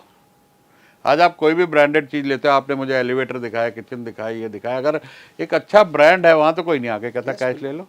अब शिंडलर की लिफ्ट को किसी को जाके, या आपकी लिफ्ट को कोई कैश पैसे ले लो, होएगा ही नहीं। हमारी कंपनी में भी नहीं है 100% कैश में। मेरे को कोई कहता है जी कोचिंग के वजह क्यों कैश ले लो भाई, जीएसटी का तेरे को भी क्रेडिट मिलेगा, मुझे आईपीओ की तैयारी करनी है अगले साल, मैं काय को तुमसे भैया ये कैश ले लो। So keep the books clean, branding में चले जाओ, रहो उसी मार्केट में। एक ठप्पाई तो लगाना अपना, थोड़ा प्रमोशन करो, थोड़ा इन्फ्लुएंसर्स लो, एक आधा एक्टर वेक्टर लो, हॉलीवुड का बॉलीवुड का, कोई बोले ये टीवी मेरा। आज एयरपोर्ट पे जाओ, ऋतिक रोशन की टाइल लगी हुई है जी, टाइल के साथ फोटो। अब ऋतिक रोशन का क्या टाइल से लेना देना? ब्रांडिंग हो रही ना। जितने जूलर है बड़ी बड़ी एक्ट्रेसेस की लगी हुई हैं, फैशन ब्रांड है बड़ी बड़ी एक्ट्रेसेस की लगी हुई हैं, तो ये ब्रांड बन जाते हैं। अब ब्रांडिंग की जर्नी 1-2 साल की है, ज़्यादा नहीं है यार। अगर आप किसी एक्सपर्ट गाइडेंस में ये काम करो, 2 साल के अंदर अंदर ब्रांड बन जाओगे। लोग ब्रांड पर फोकस नहीं करते, मतलब ब्रांडिंग पे काम नहीं करते। ब्रांडिंग पे काम नहीं करते तो 2-3 चीजें होती हैं, एक तो पेमेंट नहीं मिलता, दूसरा कैश का चक्कर चलता है, तीसरा प्राइस नहीं मिलती, कंपटीशन में लड़ते रहते हो, टर्नओवर नहीं बढ़ती, वैल्यूएशंस नहीं आती, फिर वही ग्रोथ की बात, वही कंपटीशन, वही लड़ते रहते हो। कहते हैं ना कि दुनिया में सबसे मुश्किल काम है कि पहला 1 करोड़ कमाना या पहले 1 करोड़ की सेल करना। दूसरा ट्रैक आ जाता है कि जहाँ पर एक जीरो और बढ़ जाती है, 1 करोड़ से 10 करोड़ की जर्नी, फिर 10 करोड़ से 50-100 करोड़ की जर्नी, और फिर लगातार जर्नी में आदमी एक्सपर्ट हो जाता है। जैसे हम एसएमई आईपीओ की बात करते हैं, कंप्लायंस से सीख जाते हैं, समझ जाते हैं, तो हम मेन बोर्ड आईपीओ की बात करते हैं। तो 1 करोड़ से 10 करोड़ की जर्नी तय करते समय एक बिजनेस ओनर को क्या क्या चीज़ें चेंज करनी पड़ती हैं और क्या चीज़ उसको करनी चाहिए जिससे वो 1 करोड़ से 10 करोड़ तक पहुँचे?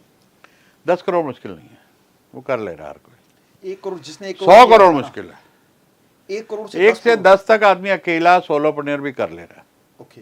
हाँ, आराम नहीं से ऐसा कर तो ले। सोलो प्लेयर 200 करोड़ का ही बताया आपने, जो लाजपत मार्केट राय मार्केट में हाँ, बैठता है। बट वैसे बता रहा हूँ कि दुनिया का जो रिसर्च है कि 12,000 बिजनेसेस हर 1 घंटे में खुलते हैं वर्ल्ड वाइड। 12,000 12,000 नए बिजनेस हर 1 घंटे में खुलते हैं और उसमें से 3% 100 करोड़ पार कर पाते हैं। ओके। तो 100 करोड़ का एक सही बेंचमार्क मैं मानता हूँ। 10 करोड़ कोई भी कर लेता है, किसी भी तरह का। एक दुकानदार भी मैंने देखे हैं, डेंटिस्ट वेंटिस्ट मेरे पास आए हैं जो 7-8 करोड़ कर ले रहे हैं। 2-3 ब्रांचेस खोली, 7-8 करोड़ वो कर ले रहे हैं। तो 10 करोड़ तो आसान है, हो जाता है, क्योंकि 1 करोड़ कर लिया तो 10 भी हो जाएगा। फिर then little bit of marketing, थोड़ी बहुत टीम, आदमी 10 करोड़ 1-2 साल में 3 साल में पहुंच जाता है। लेकिन 10 से 100 का सफर सोलोप्रेन्योर नहीं कर पाता। Then you need team, you need branding, you need proper profitability, you need cash flow management. वहाँ ये सारी चीज़ें आपने पूछा ना कि कैश फ्लो क्या होता है, 5 चीज़ें जो मैंने बताई, वो सब अप्लाई करनी पड़ती, तब 100 होता है। और 100 के बाद देन यू आर अनस्टॉपेबल।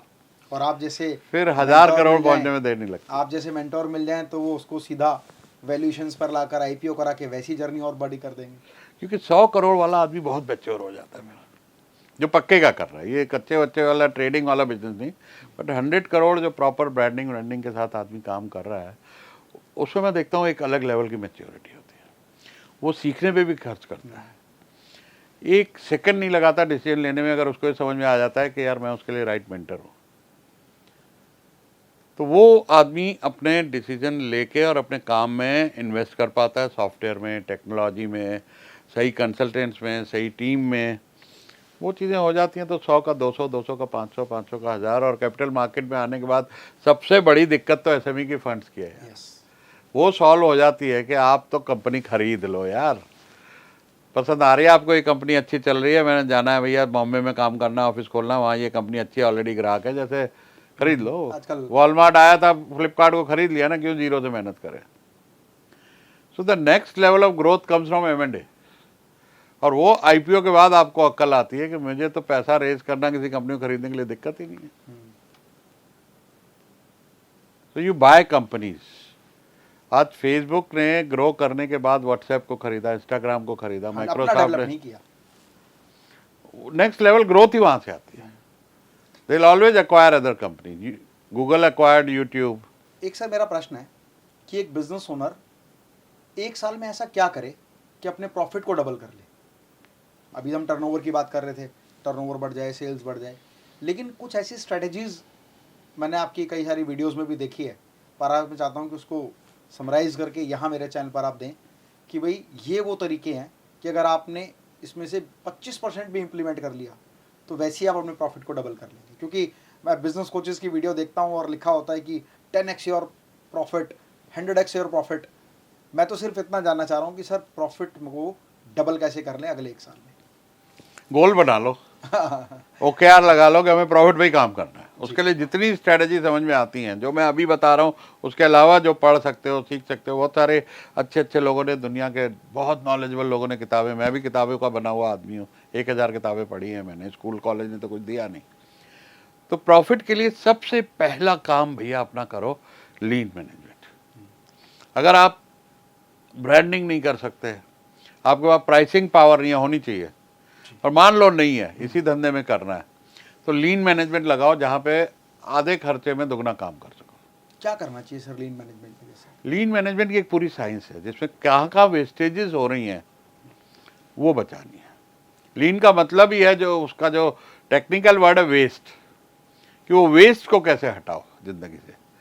मान लीजिए आप दिन में 10 एक्टिविटी करते हो, 10 में से 3 एक्टिविटी ऐसी है जो वेस्ट है।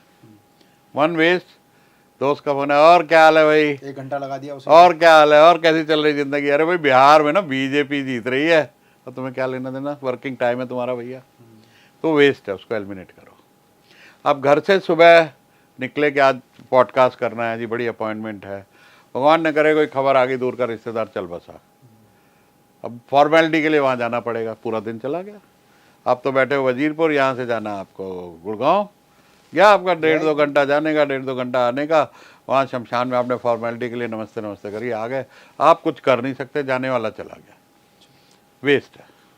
मैं तो फ़ोन करता हूँ, बहुत दुख हुआ जी, वेरी सॉरी, क्या मैं आपके लिए कुछ कर सकता हूँ? जाके संडे के दिन फैमिली को मिल के आ जाता हूँ। अगर मुझे जाना ही है, मिलना ही है, तो मैं संडे के दिन, अपने छुट्टी के दिन, working time, we all are responsible. क्या आप अपने मैनेजर को ऐसी छुट्टियां दोगे? यू से मैं आदमी को 50,000, लाख, 2 लाख, 10 लाख तनख्वाह दे रहा हूँ, तो उसको काम करने की दे रहा हूँ ना। You do not want him to come and waste half a day on social media, yes, gossip on the phone, या तू आ, मैं तनख्वाह दूंगा तो टीवी देख। तो जब हम उनसे नहीं एक्सपेक्ट करते तो हम भी तो कंपनी के एम्प्लॉई हैं यार। ठीक बात है।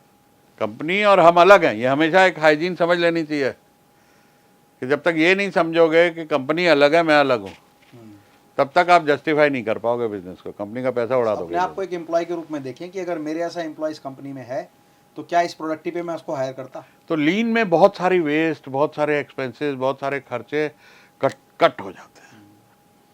तो वहाँ पर काम दुगना हो जाता है, उसी खर्चे में काम दुगना हो तो प्रॉफिट बढ़ेगा ही। जी, परचेजेस को कंट्रोल कीजिए। 10% तो आप परचेज में बचा सकते हैं, 10% आप खर्चे में बचा सकते हो। 2 चीज़ें कर लो, प्रॉफिट बढ़ जाएगा। सर एक बिजनेस ओनर एसएमई आईपीओ लेकर आना चाहता है, तो एसएमई आईपीओ लाने से पहले उसको क्या तैयारी करनी चाहिए जिससे ये पता चले कि हाँ ये कंपनी या ये बिजनेस ओनर का माइंडसेट भी है और ये इस तरह की तैयारी कर रहा है कि वो आईपीओ लेकर आ सकता है। पहला तो कंपनी को प्राइवेट लिमिटेड कर ले अगर नहीं है, या डायरेक्ट लिमिटेड कर ले और मच एक ही बात है, क्योंकि प्राइवेट लिमिटेड टू लिमिटेड ना बहुत छोटा सा प्रोसेस है, ओके, बड़ा प्रोसेस नहीं है, तो it doesn't matter. But private limited होना जरूरी है, क्योंकि प्रोप्राइटर एलएलपी पार्टनरशिप से प्राइवेट लिमिटेड करने के बाद 1 साल का कूलिंग है। ओके, 1 साल तक आईपीओ नहीं ला सकता वो, तो वो तो जल्दी से कर लो वो काम। गवर्नेंस और कंप्लायंसेस, ये बहुत लोग को समझ नहीं है। रिलेटेड पार्टी ट्रांजैक्शंस, उसकी पूरी एक चेकलिस्ट है। वो एक अच्छे या हमसे या किसी से भी जो भी आपका आईपीओ हैंडल कर रहा हो उससे चेकलिस्ट ले लो, गवर्नेंस चालू कर दो, जिसमें provident fund, ESI, factory license अगर फैक्ट्री है, फूड का बिजनेस है, फसाई लाइसेंस, जितने भी फैक्ट्री एक्ट के जो भी आपको कंप्लायंसेस करनी है, आरओसी की कंप्लायंस है। लोग कहते हैं हमारे सीए ने सब कर दी। सीए सीएस नहीं होता। यस, सीएस अलग रखो, सीए अलग रखो। आपका सीए जो 2-3 जरूरी कंप्लायंस है वो कर देगा, सीएस को रखो आप, चाहे पार्ट टाइम रखो, बहुत पैसे नहीं लेते, 10,000 के नीचे नीचे आपको सीएस मिल जाएंगे पार्ट टाइम। ओके, आपकी सारी कंप्लायंसेस जो आईपीओ के हिसाब से ठीक करके रखेंगे, बोर्ड मीटिंग, मिनट्स, रजिस्टर, और बहुत सारी हैं। वो आईपीओ के टाइम पे बैक डेटेड करनी पड़ती है, कई बार होती भी नहीं है, बड़ी पेनल्टी लग जाती है, कंपाउंडिंग होती है, बहुत लफड़े पड़ जाते हैं। तो इसलिए गवर्नेंस को फिट रख लो। अगर गवर्नेंस है तो आपका आईपीओ की जो एप्लीकेशन है, जिसको हम डीआरएचपी कहते हैं, ये मक्खन की तरह पार हो जाता है। नहीं तो 2-2 साल वहाँ लेट हो जाता है। कितनी समय अवधि लगती है? सपोज किसी ने आज आईपीओ लाने के बारे में प्लान किया और सारे गवर्नेंस पूरे कर लिए, अब जो अगला स्टेप है उसका कितने साल का स्टेप होता है? कितने साल का नहीं है, कितने दिन का? 90 डेज में डीआरएचपी फाइल हो जाता है। 90 दिन में हम फाइल कर देते हैं, सारा कुछ करके 90 दिन स्टॉक एक्सचेंज अप्रूवल के लेता है, 6 महीने में आईपीओ आ जाता है। ओके, हाँ, और ऐसा भी होता है कि अगर कोई आईपीओ जब वो लिस्ट हुआ, ओवर सब्सक्राइब हुआ, तो उसकी वैल्यू जो है वो मल्टीपल लेवल पर बढ़ना शुरू हो जाती है? उसकी कई वजह होती हैं जी, बड़ी हैं। कई कंपनियां जो 100-125 करोड़ की वैल्यूएशन पे आई, 25-30 करोड़ रेज किया, साल भर में 4-4 हज़ार करोड़, 2,500 करोड़ पहुंच गई। तो क्या ऐसे फैक्टर होते हैं, क्या कारण होते हैं इसके? कुछ फैक्टर ऐसे होते हैं, एक तो इंडस्ट्री हॉट, जैसे सोलर हो गई, एआई हो गई, तो ऐसी इंडस्ट्री हो जिसकी मार्केट में बहुत फैंसी ट्रेंडी है, गवर्नमेंट जिसको सपोर्ट कर रही हो, हाँ, जिसकी मार्केटिंग कर रही हाँ, हो, PR ट्रेंड कर रही बहुत है उस पर। दूसरा ये है कि कुछ अच्छे आईपीओ के बाद रिजल्ट अनाउंस हो गए, कि वो पैसे को सही यूज़ करके 6 महीने के अंदर अंदर बड़ी ग्रोथ ले दी, बड़े ऑर्डर आ गए उसके पास। और सबसे बड़ी चीज़ जो होती है, मार्केट भाग रही हो तो वो भी भागता है, डिमांड एंड सप्लाई। फिर कोई बड़ा इन्वेस्टर आ गया, जब राकेश झुनझुनवाला होते थे, अगर वो खबर फैलती थी कि उन्होंने टाइटन में इन्वेस्ट किया है, तो टाइटन वैसे ही 3 गुना 4 गुना टाइटन हो गया। तो ऐसे एक कंपनी है, उसमें जेपी मॉर्गन का इन्वेस्टमेंट आया, मार्केट में खबर आई, 2,500 करोड़ वैल्यूएशन हो गई। ओके, तो कोई बड़ा इन्वेस्टर का इंटरेस्ट आता है तो माना लोग, जनता, इन्वेस्टर्स, रिटेल ये समझता है कि यार इस कंपनी में कुछ बड़ी ग्रोथ आने वाली है आगे चल के, जो जेपी मॉर्गन ने आज देख लिया और पैसा लगाया, क्योंकि उनके पास इतने इंटेलिजेंट हज़ारों एनालिस्ट बैठे हैं जो उसकी बैलेंस शीट का एक एक बाल की खाल निकाल के समझ लेते हैं इस कंपनी में दम है, जो राकेश झुंझुनवाला पे भी था। तो क्या बड़ा इन्वेस्टर हमेशा आपके फाइनेंशियल्स के ऊपर इन्वेस्ट करता है या फ्यूचर ग्रोथ पॉसिबिलिटी के आधार पर भी इन्वेस्ट सारी चीज़ें ना, दे विल सी एवरीथिंग। आपकी फाइनेंशियल बैलेंस शीट, आपकी growth, quality of management, business की स्केलेबिलिटी, सारी चीज़ें वो देखेगा। आपकी प्रॉपर गवर्नेंस है, तब जाके वो पैसा लगाता है। जैसे आपको मैं बोलूँ कि 3 कंपनी में पैसा लगाओ, आपके पास जिंदगी भर की सेविंग 1 करोड़ है, तो आप भी ये चीज़ें देखोगे कि मैनेजमेंट क्वालिटी कैसा है, प्रॉफिट कैसा है, ग्रोथ है कंपनी में, बिजनेस मॉडल ऐसा है जो अगले 100 साल चलेगा। जो वॉरेन बफेट की आम जगह जगह छपी हुई है। क्यों कहता है मैंने कोको कोला में पैसा लगाया था, जिलेट में लगाया था, वो मेरे बाप के टाइम में भी था, मेरे टाइम में भी है, मेरे बेटे के टाइम में, मेरे पोते के टाइम में भी कोक सब पी रहे हैं।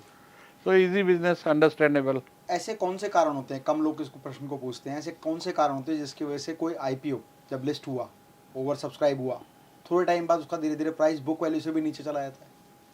क्या कारण होते हैं उसके? घाटा हो रहा है कंपनी को।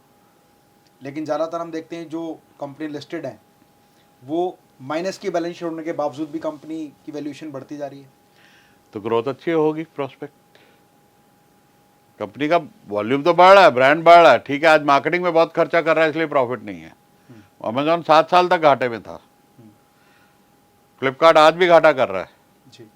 तो कई बिजनेसेस ऐसे होते हैं जो बहुत ज़्यादा बर्न करते हैं मार्केटिंग में, जल्दी मार्केट कैप्चर करने के लिए। तो मार्केट और इन्वेस्टर उसको समझता है तो उसकी वैल्यू बढ़ती रहती है। But end of the day फिर भी अगर प्रॉफिट नहीं बढ़ा, जोमेटो देखो कितना घट गया था, लेकिन जब प्रॉफिट में आया तो ही बढ़ा। तो मार्केट हमेशा एंड में देखेगी प्रॉफिट है कि नहीं है। बातें कितनी भी कर ली, तो कुछ भी हो, कितनी भी वादे कर लिए, कुछ कर लिए, but end of the day कभी तो कमाओगे, नहीं कमाओगे तो फिर धराम से गिरोगे। क्योंकि बच्चा भी जब बड़ा होता है ठीक है, profit will follow the price. P जिसको कहते हैं, price to earning ratio, market का एक थर्मामीटर, बैरोमीटर, सब कुछ वही है। तो एक प्रॉब्लम और आती है, कई बार क्या होता है कि जो रिटेल इन्वेस्टर है वो अलग माइंडसेट से सोच रहा होता है, जो एक कॉर्पोरेट इन्वेस्टर है, बड़ा इन्वेस्टर है, वो बिल्कुल डिफरेंट माइंडसेट से सोच रहा है। मार्केट के उतार चढ़ाव के आधार पर भी क्या निर्धारित होता है कि भाई ये कंपनी आगे ग्रो करेगी या इसका शेयर आगे बढ़ेगा या घटेगा? मार्केट के जो रिटेल इन्वेस्टर है ना, वो तो भेड़ चाल में चल रहे हैं। बहुत कम समझदार इन्वेस्टर होते हैं जो अच्छी तरह एनालाइज करके बैलेंस शीट पढ़ना जानते हैं, वैसे करते हैं। बाकी तो टिप्स पे चलते हैं, और टिप्स को अगर उल्टा कर दो तो स्पिट्स होता है।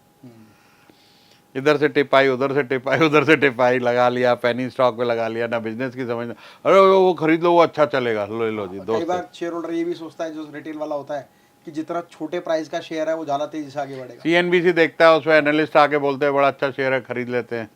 तो आप सबको मालूम है वहाँ क्या गेम चलती है।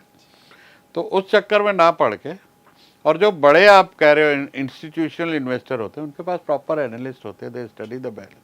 म्यूचुअल फंड के पास बड़े सारे एनालिस्ट बैठे होते हैं, balance sheet, business model, trend, economy, world economy, कितने सारे फैक्टर एक बिजनेस को इम्पैक्ट करते हैं। आज ट्रम्प के टैरिफ की वजह से एक्सपोर्ट बिजनेस हट हो गया, कहीं पे कोई वॉर हो रही होती है, इंडिया का कुछ ऑपरेशन सिंदूर हुआ, डिफेंस स्टॉक बढ़ गए। तो बहुत सारे फैक्टर्स को वो स्टडी कर पाते हैं एनालिस्ट, जो आम आदमी नहीं कर पाता। उसके बाद उतना टैलेंट नहीं होता, रिसोर्सेज नहीं है। तो वो लोगों की इन्वेस्टमेंट कॉल तकरीबन बहुत अच्छी होती है और सोच समझ के करते हैं। सर, आप हैंड होल्डिंग सपोर्ट के साथ लोगों को काफ़ी हेल्प करते हैं बिजनेस ओनर को ग्रो करने के लिए, आईपीओ के लिए। अब ज़रूरी नहीं कि हर बिजनेस ओनर आईपीओ में जाए, लेकिन उसकी बिजनेस ग्रोथ स्ट्रैटेजी के लिए भी आप पूरी प्लानिंग करते हैं। तो एक पर्सन किस तरह से आपसे कांटेक्ट कर सकता है और कैसे उस पर पार्टिसिपेट करके आपके साथ आपकी मेंटोरशिप के अंतर्गत आगे बढ़ सकता है? हमारे प्रोग्राम चलते रहते हैं। हमारे ऑफिस नंबर आप दे दीजिएगा, डिस्क्रिप्शन में कांटेक्ट करें। तो हर लेवल पे हमारे पास तो भाई, जिसने 12वीं करके निकल जाना है 12वीं तक के प्रोग्राम है, जिसने ग्रेजुएशन करनी है ग्रेजुएशन के प्रोग्राम है, जिसने PhD करनी है PhD के, जिसको IPO करके यूनिकॉर्न बनना है उसके भी प्रोग्राम है। एक स्टार्टअप को आप क्या ऐसे 5 की पॉइंट देने चाहेंगे कि भाई इन पॉइंट्स को ज़रूर अपनी लाइफ में, अपने बिजनेस में इम्प्लीमेंट करें? ये आई थिंक मैं पहले बता चुका हूँ, उसमें ही है। मैं स्टार्टअप के लिए स्पेशली बात कर रहा हूँ, क्योंकि आपने बिजनेस कोचिंग में ये कहा था कि भाई आपके पास एक बिजनेस होना चाहिए। अब एक पर्सन है, उसके पास कोई बिजनेस नहीं है, सिर्फ एक बिजनेस का आइडिया है। क्योंकि काफ़ी सारे यंगस्टर वीडियो सर्च कर रहे होते हैं कि मेरे पास सिर्फ एक आइडिया है, मेरे पास सिर्फ मनी भी नहीं है, कोई मैनेजमेंट के लोग भी नहीं है, मेरे पास कोई टीम भी नहीं है। तो क्या एक आइडिया के व्यापार पर मैं ऐसा क्या करूँ कि मेरा आइडिया एग्जीक्यूट हो और मुझे इन्वेस्टर मिलना शुरू हो जाए, मतलब बिल्कुल जीरो लेवल की फंडिंग से मैं बात शुरू कर रहा हूँ। आज मार्केट में कोई भी स्टार्टअप जो शुरू होते हैं जी। और बड़े बड़े नाम हो जाते हैं, वो किसी आइडिया से शुरू करते हैं। जी। तो बहुत सारी ऐसी इंक्यूबेशन सेंटर हैं, वाई कॉम्पिटिटर है, जगह जगह जाके वो लोग कुछ इनिशियल सीड फंडिंग लेके 10-12 लाख ही होता है चाहे, अपने बिजनेस आइडिया को वैलिडेट तो कर लेते हैं, at least get first few paying customers, prototype ready कर लो अगर कोई टेक्नोलॉजी है जी। तो फिर ग्रोथ कैपिटल मिल जाती है। अब उनका अपना ग्राइंड चलता है, उस जगत की एक अलग ही बातें हैं। वहाँ पर मैंने किसी से पूछा था, एक कंपनी के फाउंडर आए थे, मैंने कहा तुम्हें पहला 2.5 करोड़ कितनी रिजेक्शन के बाद मिला? बोले 165 रिजेक्शन के बाद 2.5 करोड़ मिला था। आज 1000 करोड़ की फंडिंग लेके बैठे हैं। तो इनकी जर्नी ऐसे शुरू होती है। और वहाँ पर क्या होता है कि success rate is very low. कितने स्टार्टअप आप पढ़ेंगे बंद हुए हैं, और आईपीओ तो मैं समझता हूँ उंगलियों पे गिन सकते हो जो स्टार्टअप क्या है। एसएमई के 1200 आ गए, स्टार्टअप 1200 नहीं आया आईपीओ में, 12 ही आए होंगे। तो ये जो बिजनेसेस हैं ना, बड़े हाई रिस्क, तो इनके ऊपर रिस्क कैपिटल, वीसी भी ये सोच के चलते हैं 10 पैसे 8 तो फेल होंगे, 2 में ही पैसे बनाऊंगा, 2 में कोई जोमेटो निकलेगा या गूगल निकलेगा। तो स्टार्टअप को ये देखना है कि मेरा जो आइडिया है उसमें MVP जो मिनिमम वायबल प्रोडक्ट और प्रूफ ऑफ कॉन्सेप्ट इस्टेब्लिश हो गया, फिर जो पहला उसको सीड राउंड या एंजल राउंड मिलता है, उसमें अगर वो अच्छी तरह उस बिज़नेस को एग्जीक्यूट करता है। जैसे मैं बहुत बड़ा फ़ैन हूँ जोमेटो का, कि क्या एग्जीक्यूशन है दीपेंद्र गोयल की। अभी पिछले दिनों उसने ऐड निकाली कि किसी को मुझे चाहिए असिस्टेंट, मैं तनख्वाह नहीं दूंगा, मैं 24 लाख रुपए लूँगा क्योंकि मेरे साथ काम करके सीखोगे। तो उनकी एग्जीक्यूशन देखिए। आज मुझे 100% ऑर्डर जोमेटो के अलावा मैं कहीं नहीं करता, कितनी मर्जी ऐप हो, क्योंकि इतना आसान है हर चीज़। UI UX बहुत ही आसान है, मतलब उनकी टेक टीम ने गजब कर रखा है। 4 बटन दबाओ, खाना घर में आ जाता है 20 मिनट में, और वेरी इजी एवरीथिंग। कंप्लेंट कुछ गलत आ जाए, कुछ आ जाए, आधे मिनट में चैट में जाओ, रिफंड आ जाता है। तो मेरे Blinkit is another quick commerce में दुनिया बदल के रख दी। तो स्टार्टअप में आपकी एग्जीक्यूशन कितनी अच्छी है उस फंड को यूज़ करके, वहाँ पता लगेगा कि आप पे कितना दम है। और बहुत स्टार्टअप में दम कम होता है, लेकिन फिर भी ये जो इकोसिस्टम है ना, लॉस इकोनॉमी अपने समझ में नहीं आती भाई जी। हम लोग SME लोग हैं, प्रॉफिट के बगैर सो नहीं सकते। तो ये 2 अलग अलग दुनिया है, 2 अलग अलग पैरेलल इकोनॉमी। हाँ, स्टार्टअप घाटे करके बड़े बड़े बिजनेस कर लेते हैं, आईपीओ ले आते हैं, कब फेल हो जाते हैं, क्या होता है इनका समझ में अपने को धंधा नहीं आता भैया। लेकिन स्टार्टअप के लिए मेरा एक प्रश्न और है, क्योंकि आईपीओ पर आपने काफ़ी अच्छी विशेष बातें यहाँ पर बताई हैं। अभी जो स्टार्टअप कहता है ना कि ठीक है सर, आप एंजल इन्वेस्टर पर जाओ, वेंचर कैपिटलिस्ट पर जाओ, या इस तरह से फंड इकट्ठा करो, सीड फंडिंग लो, उसको ये सारी बातें समझ में आ गई। लेकिन प्रश्न वहीं खड़ा होता है कि ये लोग कौन सी दुनिया के होते हैं, ये कहाँ होते हैं, कैसे पहचाना जाता है? क्या कोई उनके अलग से एक तिलक लगा हुआ होता है, या एंजल इन्वेस्टर के अलग से पंख लगे होते हैं? वो कैसे पहचाने कि कौन व्यक्ति है जो मेरे को फंड दे सकता है? 2 तरीके हैं इसमें जी। या तो कोई अच्छा इन्वेस्टमेंट बैंकर ले लो, 1 लाख 1.5 लाख फीस लेगा, ठीक है, और आपकी मीटिंगें करा देगा, पिच डेक बनवा देगा, वैल्यूएशन करा देगा। उनके सब कनेक्टेड है कि अगर आप रेस्टोरेंट बिजनेस में हो तो ये 100 इन्वेस्टर हैं जिनका इंटरेस्ट ये वाली इंडस्ट्री में होता है। आप टेक्नोलॉजी में हो, ये वाले इन्वेस्टर हैं जो टेक्नोलॉजी। आप रियल एस्टेट में हो, ये वाले इन्वेस्टर्स को रियल एस्टेट पसंद है। उनके पास सारा पूल है। दूसरा ये है कि गूगल भगवान, ढूंढो, उस पर सब बैठे हैं। अरे निकाल लो 2025 में किसने कहाँ इन्वेस्ट किया है। अच्छा, उन सभी को प्रपोजल भेजो। 2025 में फंडेड स्टार्टअप किसने फंड किया है? गूगल AI आज सब बता देगा भाई। लाइट हाउस वेंचर ने कल्कि में 200 करोड़ लगाया है, इसने वहाँ पे इतना लगाया है, ये सारे हैं। इनको आप मेल भेजोगे, अब वो कहते हैं मेरे पास 1000 मेल आती है, हम तो नहीं देख सकते। वो रिस्पॉन्ड नहीं करते। तो अब वहाँ पे आपके हसल कि कितना पीछे पड़ सकते हो कि उसने पहली मेल का तो भूल जाओ कि जवाब आएगा।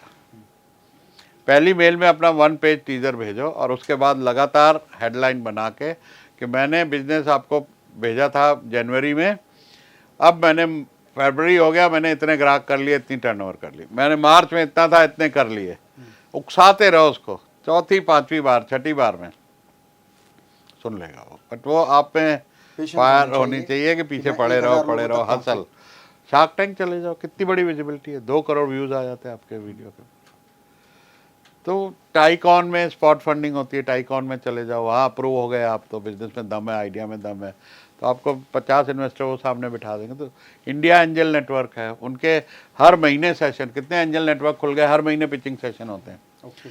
तो बिजनेस आइडिया में दम होगा तो आपको मौका देंगे प्रेजेंट करो। आज इकोसिस्टम बहुत अच्छा है, ऐसा नहीं है कि जिसमें दम है उसको फंडिंग नहीं मिल ही जाएगी, लेकिन हसल करना पड़ेगा भाई, भागना पड़ेगा, दौड़ना पड़ेगा, स्ट्रगल करना पड़ेगा। मिल ऐसे जाएगी। 5 प्लेटफॉर्म बताएं या 5 ऐसे तरीके बताएं जहां से एक स्टार्टअप राइट इन्वेस्टर को अप्रोच करने तक तो पहुंचे, या उसके पास जैसे लीड जनरेशन है तो इस तरह के स्टार्टअप्स की इन्वेस्टर्स की लीड तो आए। भाई India angel network, Bombay number angel, 1 Punjab angel, तो एंजल नेटवर्क देख पॉइंट लो। आउट कर दो, नंबर 1 2 3 4 5 ये 5 है बेटा, इस पे जरूर करना। भाई बहुत मुझे तो नहीं मालूम क्योंकि मैं उस सिस्टम का, उस इकोसिस्टम में एसएमई का आदमी हूँ, लेकिन एंजल नेटवर्क बहुत सारे खुले हुए हैं, जी। उनको अप्रोच करो, they are very approachable. Shark Tank है, टाइकॉन है, टाइकॉन में तो सारे के सारे पैनल डिस्कशन स्टार्टअप और फंडिंग को लेके ही होते हैं। ओके। अभी पिछले दिनों मैंने संजीव बिखचंदानी जी का पॉडकास्ट किया था, Naukri.com, जोमेटो में उन्होंने पैसे लगाए, पॉलिसी बाजार में लगाए। तो ये सब आपको गूगल पे या एआई पे इन्फॉर्मेशन मिल जाएगी, आप ढूंढो भाई मेरी इंडस्ट्री के हिसाब से कौन से इन्वेस्टर है, आई शुड अप्रोच। आज चैट जीपीटी और परप्लेक्सिटी ने हमारी ज़िंदगी बहुत आसान कर दी यार, ये इन्फॉर्मेशन तो वहाँ इनको मिल जाएगी। उसके बाद आपको, जैसे पुराने ज़माने में सुनते थे ना कि धर्मेंद्र, अमिताभ बच्चन, ये एक्टर जो स्ट्रगल करते थे, जो इलाहाबाद से आए, पंजाब से, विदाउट एनी बैकग्राउंड, तो ये स्टूडियो के चक्कर मारते थे। फिर प्रोड्यूसर बाहर निकले, डायरेक्टर भाई अगर रोल दे दो यार, रोल दे दो यार, रोल दे दो, रोल दे दो। कहीं ना कहीं जो बहुत ज़्यादा हसलर होता था उसको रोल मिल ही जाता था यार, इस आदमी में बहुत पेशेंस। जौहरी हीरे को पहचान लेता है कि इस पे दम है। तो ऐसे ही इन्वेस्टर भी ना हीरे को पहचान लेता है, इसमें दम है, आप हीरे तो बनो। बहुत बहुत वैल्यूएबल इंफॉर्मेशन आप लोगों को मिली है। कई बार आपको लगता है ना किसी छोटे से इवेंट में मैं जाऊंगा, किसी को पिच करूंगा और फंडिंग ले लूंगा, तो ऐसा नहीं होता। आपको लगातार प्रयास करते रहना पड़ेगा, फॉलोअप करना पड़ेगा, मेल के माध्यम से, व्हाट्सएप के माध्यम से, अगर कॉन्टैक्ट नंबर मिल जाता है, फ़ोन पे आप बात करके, अपॉइंटमेंट लेकर, मिलकर, बताकर, सुनाकर, जैसे भी कहते हैं दरवाज़ा खटखटाओगे तो ज़रूर खुलेगा और मांगोगे तो ज़रूर मिलेगा। इन्वेस्टर गोल्फ खेल रहे हैं, गोल्फ खेल लो। स्टेज पे इन्वेस्टर कोई भाषण दे रहा है, उतरते ही पकड़ लो भैया, मुझे चाहिए, मुझे 2 मिनट आपका चाहिए, मुझे 2 मिनट चाहिए भैया। ऐसे कितने एग्जाम्पल स्टोरी हमने पढ़ी हैं, पिक्चरों में देखा है ऐसे लोग। एक आदमी का मैंने पढ़ा था कि उसको किसी की वो मेंटरशिप चाहिए थी कुछ, तो सेक्रेटरी के पीछे पड़े रहा, उसे नहीं दिया अपॉइंटमेंट, नहीं मिलने दूंगी इससे। फाइनली उसने कहा अच्छा एक काम करो, खंबे के पीछे छुप जा, सर निकलेंगे लिफ्ट में घुस जाइए, उतना ही टाइम तुझे मिलेगा। उसने उतने में ही उसको पटा लिया कि खंबे के पीछे छुप गया, सर निकले, वो लिफ्ट में चला गया। सेक्रेटरी को दया आ गई, ये रोज आ रहा भैया, तो चलो, तो वो एलिवेटर में ही उसने उसको इम्प्रेस कर दिया और उसको वहाँ पर फंडिंग मिल गई। तो हसलर तो देखो, एंटरप्रेन्योर हम लोग भी ऐसे ही उठे, बगैर पैसे हुए टिकट ली उधार की, अमेरिका चले गए, ग्राहक ले आए। ये सब काम हम अगर सोचते कि पैसे होंगे तब करेंगे तो आज यहाँ नहीं बैठे होते। बहुत बढ़िया सर। बड़ा वायरल आपका वीडियो चलता है कि पान की दुकान खोल लेना, किसी की नौकरी मत करना, तो आप ऐसा क्यों कहते हैं? क्योंकि अगर आपने कहा बिजनेस बड़ा करना है, टीम बड़ी करो, अगर ये वीडियो टीम ने देख लिया तो नौकरी छोड़कर पान की दुकान खोल लेगी। इसके बारे में थोड़ा सा बताएं सर। कहते हैं लोग। हाँ। वीडियो में कंट्रोवर्सी हुई, मुझे बहुत क्वेश्चन आया, कभी अपने स्टाफ को सुनाओ, हाँ, और हर कोई अगर बिजनेस कर लेगा तो नौकरी तुम्हारे यहाँ कौन करेगा, ऐसे सवाल आते हैं। तो पहला तो जो वीडियो था, बेटा पान की दुकान खोल लेना, नौकरी मत करना, क्योंकि जब तुम नौकरी करते हो अपनी मेहनत से किसी और को अमीर बनाते हो और आपकी इनकम पे कोई लिमिट नहीं होनी चाहिए, वो बिजनेस में ही पॉसिबल है। पहला स्टेटमेंट ही है। अब आता है जी लोग फिर सभी पान की दुकान खोल लेंगे तो मैं कहता हूँ भैया 5% लोगों के पास दुनिया की वेल्थ है और 5% लोगों में ही दम है जो अपना धंधा कर सके, बाकी नौकरी करेंगे गारंटीड। जितने लोग ये सवाल पूछते हैं वो खुद नौकरी करते हैं, उनमें दम ही नहीं है बिजनेस करने का, मैं ओपन में बोल रहा हूँ। तो ये लोग नौकरी करेंगे, इसलिए नौकरी करने वालों की कमी नहीं रहेगी। लेकिन इस स्टेटमेंट से अगर हमारे देश के 1% नौजवानों को भी जोश आ गया तो मैं कहूँगा मेरी ज़िंदगी सफल हो गई। क्या बात है, अब बात पूरी हुई ना सर? क्या 95% लोगों को बोल रहे हैं भैया कुछ तो करो ताकि उनमें से 5% चले जाएं? हाँ, ग्रेट, जाएंगे 5% ही। दूसरा सर एक प्रश्न ये रहता है कि भाई कई बार क्या होता है कि बिजनेस ओनर बड़ी मेहनत से बिजनेस का सेटअप बनाता है, पूरी टीम को हायर करता है, और उसके मन में एक ही कुंठा रहती है कि वे लोग आते हैं मेरे पास, सीखते हैं, समझते हैं, और जब एक्सपर्ट हो जाते हैं तो भाग जाते हैं। बड़ी सही बात है, चले ही जाते हैं जी। और क्यों टिकेंगे, क्यों टिकेंगे भाई? तुम्हारे पास तुम लायक ही नहीं हो, तुम लायक नहीं हो आदमियों को रखने के, टिकाने के। तुमने सीखा ही नहीं कैसे टिकाओ। क्या करना चाहिए सर उसके लिए? पहली बात, एम्प्लॉय आता है उसको सेलिब्रेट करते हो? कभी उसको सेलिब्रेट, उसका केक काटा वेलकम का कि भाई वेलकम? हमारे यहाँ जब कोई नया एम्प्लॉय आता है उसका वेलकम होता है प्रॉपर, उसकी सारी onboarding written down process है कि ये ऐसे ऑन बोर्ड होगा, ऐसे वेलकम मेल जाएगी, वेलकम लेटर जाएगा उसको, उसका केक कटेगा, उसको 2100-5100 रुपये लिफाफे में डाल के दिए जाएंगे। घर में भी जाके आज पार्टी कर लेना भैया, तुम्हारा पहला दिन है, सेलिब्रेशन ऑफ ज्वाइनिंग, पहला इंप्रेशन। अब उसके घर वाले क्या कहेंगे, बीवी बच्चे क्या कहेंगे? भैया सही जगह गए हो, यहाँ मत मस्ती करना, मत छोड़ना, this company looks like good, कहेंगे ना? 100% कहेंगे। तो आपने एक कहानी तो वहाँ शुरू कर दी। फिर आप उसको अपनी बोलो फैमिली को लाओ, उनसे मिलना, उनसे मिलो, उनको कंपनी पूरी दिखाओ कि आपके हस्बैंड, आपका बेटा, आपका पति, आपकी वाइफ कहाँ काम कर रही है, वो करो। Time to time town hall करो, केयर करो, उनकी ओपिनियन लो कि भाई मुझे इस कंपनी को 20 करोड़ से 100 करोड़ पे जाना है, आप लोग साथ हो? वो लेते ही नहीं, हम 100 करोड़ करेंगे, क्या कर लो, मुझे क्या मतलब, मैं तनख्वाह दे देना टाइम पे। फिर उनकी रेगुलर मेंटरिंग, फीडबैक, उनकी काबिलियत के हिसाब से काम देना। फिश को बोलो भैया तू पेड़ पे चढ़ जा, मर गई। बंदर को बोलो तैर ले, वो मर गया। तो हम काम भी तो उस हिसाब से थे जो आदमी उस काम में खुश हो करने में, उसकी काबिलियत के हिसाब से। तो काम, उसकी काबिलियत, फिर एक एनवायरनमेंट। आज का यूथ भाई सैलरी के लिए काम नहीं कर रहा, उसके तो सैलरी वाला काम तो माँ बाप ने कर दिया, बाइक ले दी, घर बना दिया, सब कंफर्ट दे दिया। अब वो काम कर रहा है अपनी ग्रोथ के लिए, एक अच्छे एनवायरनमेंट में जहाँ वो पन पे। आज एम्प्लॉय टीसीएस की सैलरी सबसे कम है, क्यों टिकता है वहाँ लंबा? क्योंकि वहाँ पूरी लर्निंग बहुत है, रेगुलर ट्रेनिंग्स, वर्कशॉप होती रहते हैं, एम्प्लॉय लव दैट। बहुत से बिजनेस ओनर ये नहीं समझते। और सबसे बड़ा रामबाण एम्प्लॉय टिकाने का है ईसॉप। आईपीओ का विजन दे दो, मैं आईपीओ में जा रहा हूँ, ये आपके पास शेयर है, आप एक कागज दे रहे हो, कोई पैसा नहीं दे रहे, लेकिन वो कागज एक फ्यूचर का प्रॉमिस है कि ये करोड़ों का कागज है भैया।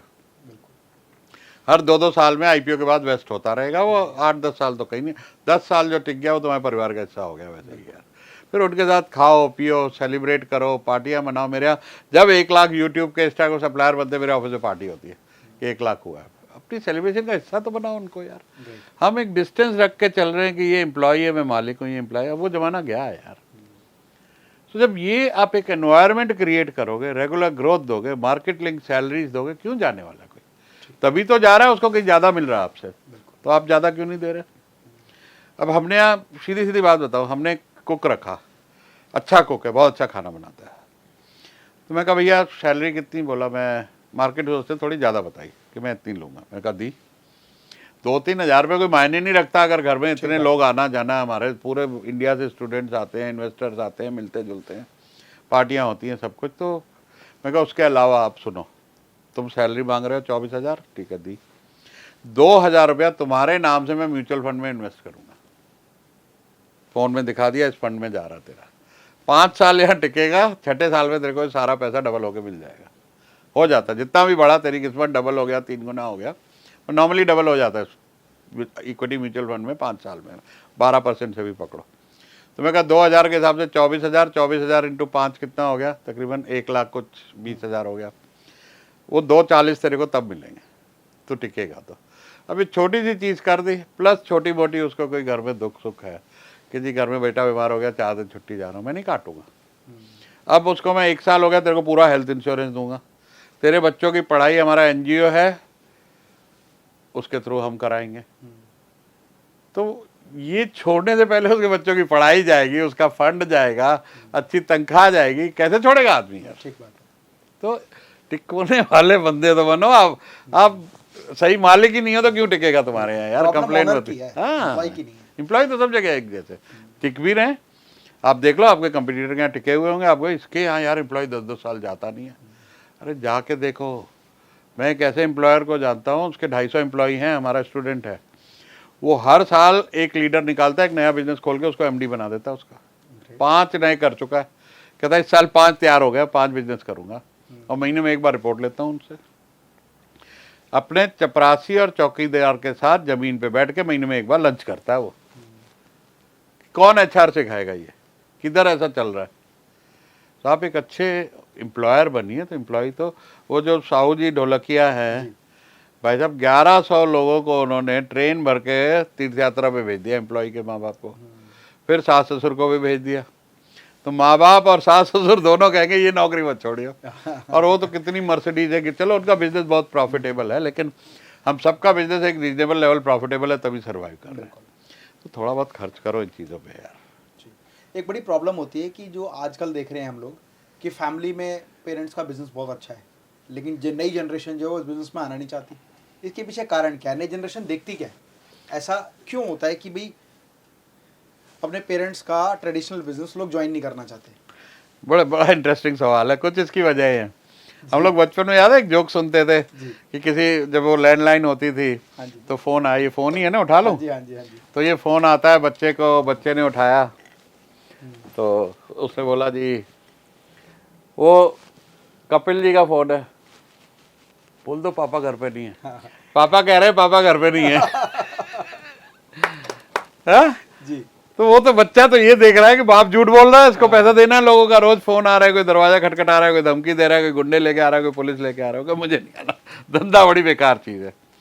सारा टाइम स्ट्रगल करते देखा, तुम्हारी सेहत जाते देखा, उसने देखा तुमने टाइम नहीं दिया, उनके साथ छुट्टियाँ नहीं बिताई, उनके साथ कभी बैठ के उन्हें पढ़ाया नहीं, कहानियाँ नहीं सुनाई, तो they didn't have a good childhood with you, you are not a good parent, तो आपके धंधे में नहीं आए। इसीलिए वो पेरेंट मतलब बच्चे जो होते हैं वो कहते हैं हमें ऐसे धंधे में आना ही नहीं। इतना स्ट्रेस। तो वो मैं कहता हूँ जब IPO करोगे कूद के आ जाएंगे। एक बंदा बोला, मैंने अनाउंस किया अपने बेटे को USA में कि मैं IPO में जा रहा हूँ, पापा मैं आ रहा हूँ इंडिया। मैं आ रहा हूँ इंडिया, तो आपके बिजनेस में काम करूँगा। तो अब वो देखते हैं कि अब मैं भी समाज में कह पाऊंगा मेरी लिस्टेड कंपनी है, दे फील प्राउड। दूसरी चीज़ ये है कि कई माँ बाप के बिजनेस बहुत बड़े होते हैं, अब बच्चे उसमें आते हैं, उनको फ्रीडम नहीं देते। They come with lot of fresh ideas. तुम गधे हो, तुम्हारे बस का नहीं है, जूनियर्स के सामने डांट देंगे, स्टाफ के सामने डांट देंगे और कहेंगे तुम्हारे बस का ये नहीं है, ऐसे करो ऐसे करो ऐसे करो। क्या यार, ये उनको बड़ी वो सफोकेशन होने लगती है। नई जनरेशन नए तरीके से बिजनेस करना, तो आप उनको एक डिवीज़न दे दीजिए, यार ये इसके लिए तेरे को कितना फंड चाहिए, ये तुम्हारा है, अब तुम चलाओ, गाइडेंस चाहिए तो मेरे से ले लेना। आपका तजुर्बा उसकी एनर्जी जादू कर सकता है, उसको सही तरीके से यूज़ करो।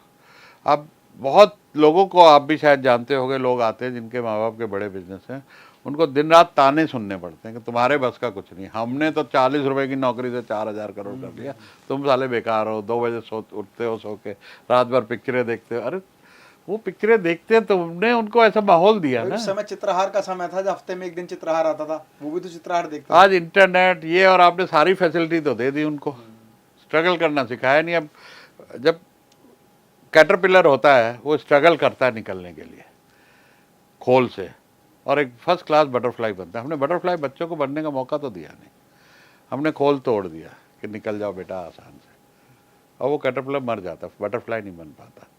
तो उनकी ग्रोथ तो हम ही रोक देते हैं ना। हर चीज़ प्लेटर पे दे दी, हर चीज़ सहूलियत दे दी, कुछ उनको अपने आप से स्ट्रगल करके कभी 100 रुपया भी नहीं कमाने दिया। How do you expect them to handle your business? एक तो पेरेंटिंग में गड़बड़ हो गई, आप स्ट्रगल, चलो वो टाइम निकल गया, अब आ गए बिजनेस, गिव देम फ्रीडम, जो करना चाहते हैं उनको करने दो। सर बहुत शानदार बातें आपने बताई IPO के बारे में भी, और स्पेशली आपसे जाना स्टार्टअप के बारे में कि किस तरह से एक स्टार्टअप प्रयास करके अपने प्रोजेक्ट को सफल बना सकता है। तो दोस्तों, अगर आपके मन में कोई भी प्रश्न है तो वो प्रश्न आप हमें कमेंट बॉक्स में लिखें, और कोई भी वीडियो मिस ना हो उसके लिए चैनल को सब्सक्राइब करें, और साथ साथ सुरेश सर के चैनल पर जाकर वीडियोस को ज़रूर देखें। आपको पता चलेगा कि जिन सवालों के जवाब आप सो कॉल्ड बिजनेस कोचेस के पास ढूंढ रहे हैं, वो आपको 1% के पास सब कुछ मिल जाएगा। स्वस्थ रहें, मस्त रहें। मैं डॉक्टर अमित माहेश्वरी और मेरे साथ में सुरेश सर, हम दोनों मिलकर आपके सुनहरे भविष्य की कामना करते हैं। जय हिंद, जय Bharat. Thank you sir, thank you. Thank you and thank you everyone.